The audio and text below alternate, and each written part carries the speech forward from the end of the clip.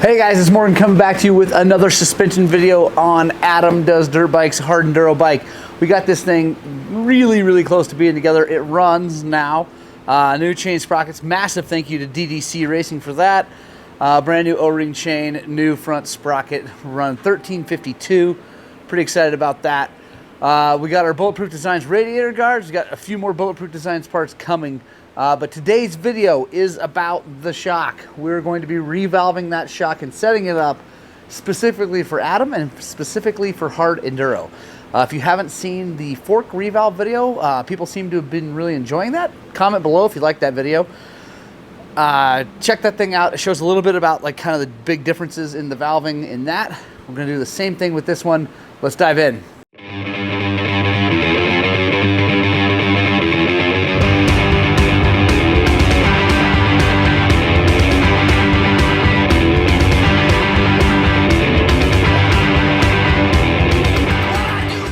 All right, guys, shock's off. It's dirty.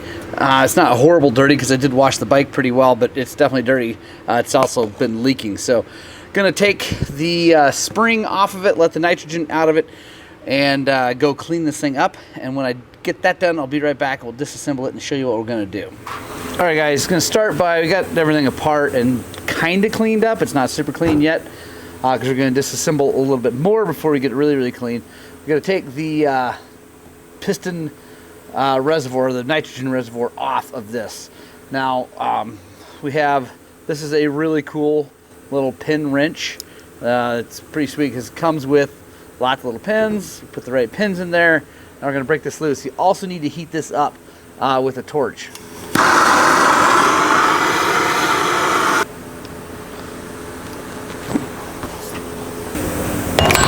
There we go.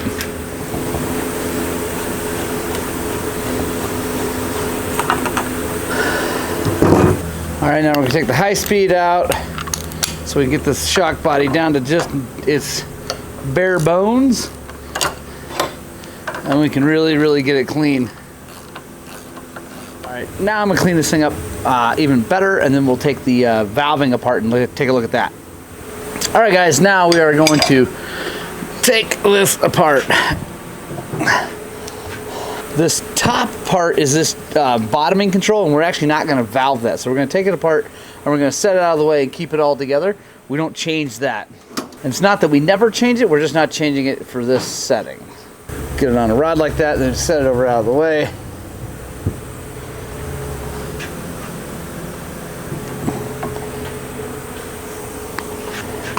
And yeah, you can take just this off and it'll all stay on there. But I'm going to clean that really well, so I like to just have it apart. So now I got this out of the way. Now we can lay this shim stack out. This is the rebound.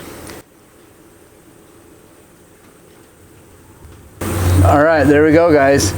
There's a rebound stack, there's a compression stack. You can see that this compression stack is very one-dimensional. It's stock. That's kind of part of the problem with a lot of valving. The forks, I didn't feel are actually that way stock. If you guys watched that video, you heard that I was really a pretty big fan of those forks just stock.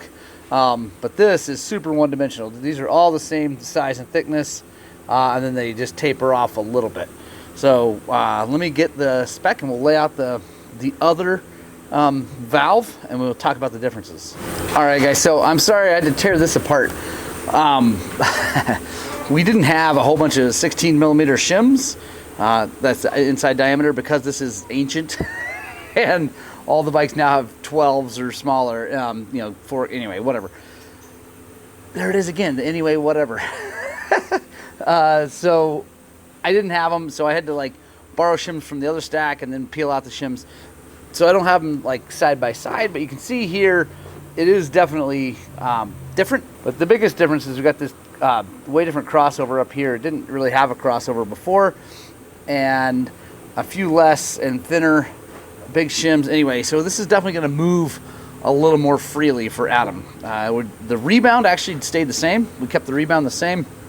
And then the other thing is we got him a progressive spring. These older PDS, well, even the new PDS, we at TVT really feel like the progressive spring is a big help. I like that a lot. So definitely a little bit different shim stack, not a massive difference like on the forks, but quite a bit different. Again, you can't tell the thicknesses of everything, but they're different. And also I had, like I said before, I did have to use some of the other shims from that stack, so it's not wildly different, but it should be a lot better for him and should work a lot better. So I'm going to build this back up, and then I'll show you how we install the bladder kit on the shock, and then we'll put it all together. All right, guys, we're using a Racetech bladder on this because, well, Racetech makes good bladders, but then also I usually get them from SDI, or TBT actually makes some of our own, but no one had them because this is a bit of an older shock.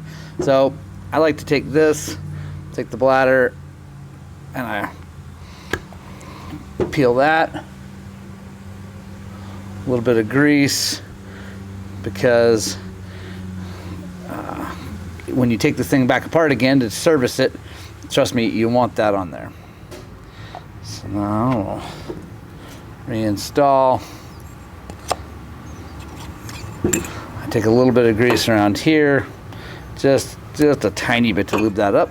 Let me go in.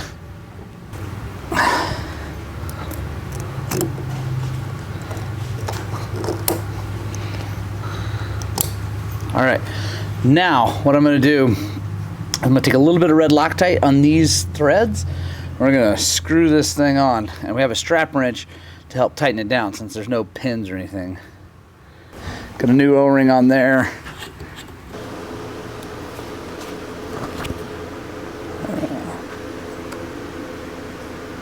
And that's why, another reason you definitely got to put Loctite on that thing, because you can only get this so tight with the strap wrench. Probably if I had a, I don't know, like I do have these cool big aluminum things for taking shock bodies off. If I had the right size one of that, I could like really cramp down on it, but with that Loctite, that thing's not going anywhere.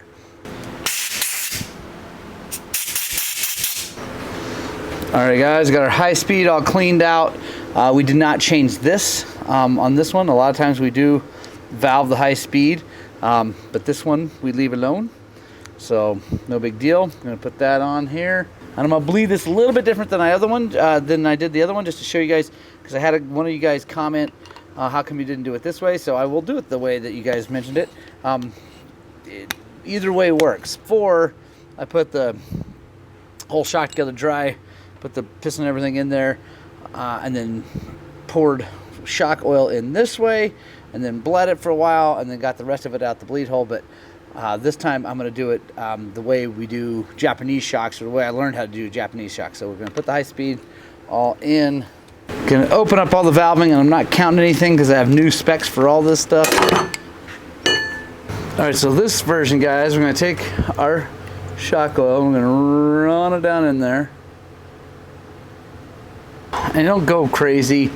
I honestly don't know exactly how much we're putting in there. We're just putting some in there up to about there.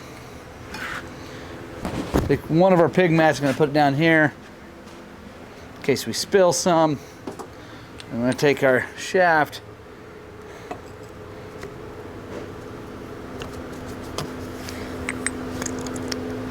just going to push. It's nice, easy. Pull up and push. We're just going to keep going up and down like that. You can add a little bit of oil in on top. I should have showed you guys, but I kind of forgot. Right on top, just above the plate, the stop plate, you know, that all the valving is resting on, there's two little holes in this shaft. You don't want to pull this up until those holes come out, because you just introduce a whole bunch of air. It's not the end of the world, it's going to be bleeding it longer. So you go up till it's right, you know, just above there, and then go back down. We're just going to keep doing this a whole bunch until we feel like we've got all the bubbles out. Then we're going to flip it over, use the bleed cup on the other end, and get the last little bit of bubbles. And I'll show you, there will be more that come out.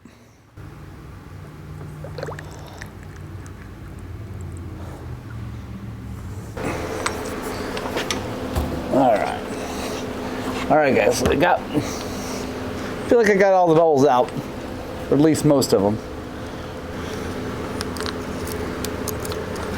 Forgot to clean the little cup here.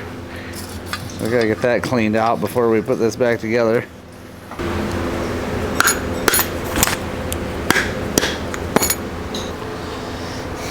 It's all right, squirts out a little bit, that's good. It means you've put a lot of pressure in on that, and the bladder is, you know, pushing just a little bit out. That also helps keep air from going in.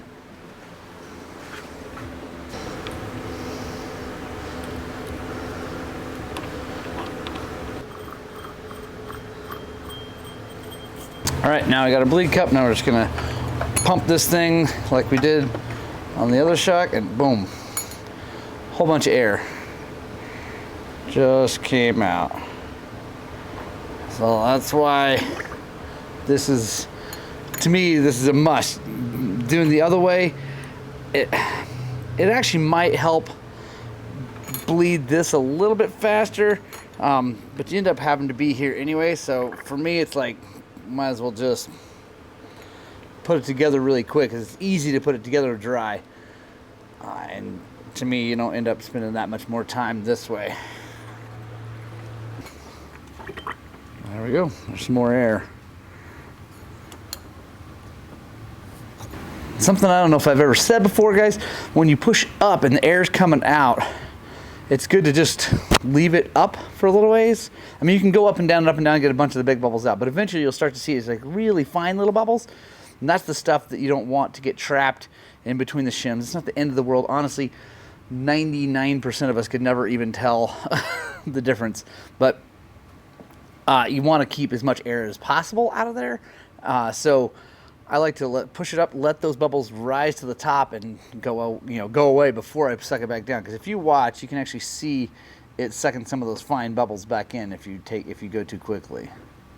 Hey guys, let me jump in here really fast and tell you about something.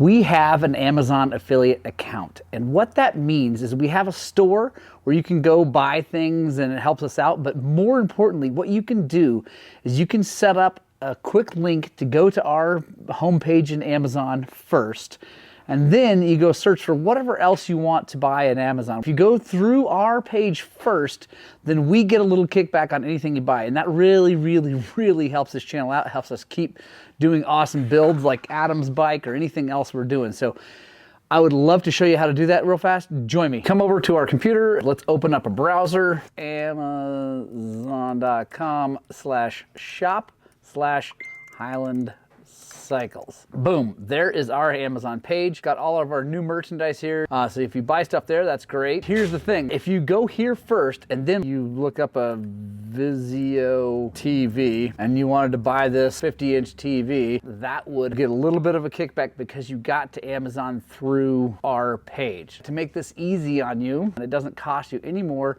you still get to use all the Prime stuff, all that good stuff. So what you do is you're going to come up here and you're going to highlight that. And you're just going to click on it and drag it over to your desktop.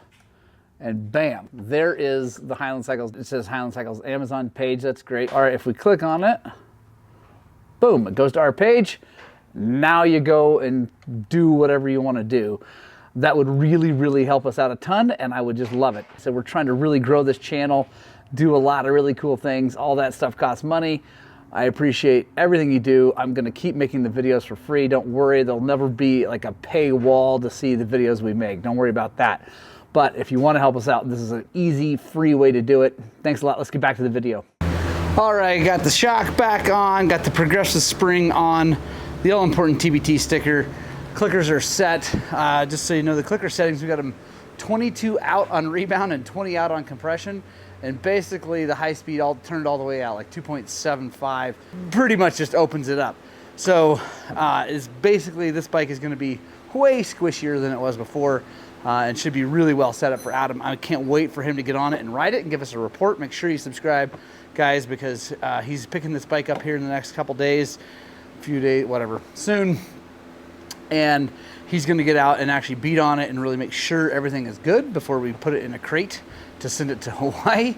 Yeah, just a few things left, guys. We got our sprockets on today. I'm gonna change the front wheel out, put the good wheel with the Lucioli and the IRC tire And then it's just hand guards and plastics, I think. That's about it. So make sure you tune in, subscribe, share this with your friends, all the YouTubey things. I love you guys. We'll see you on the next one.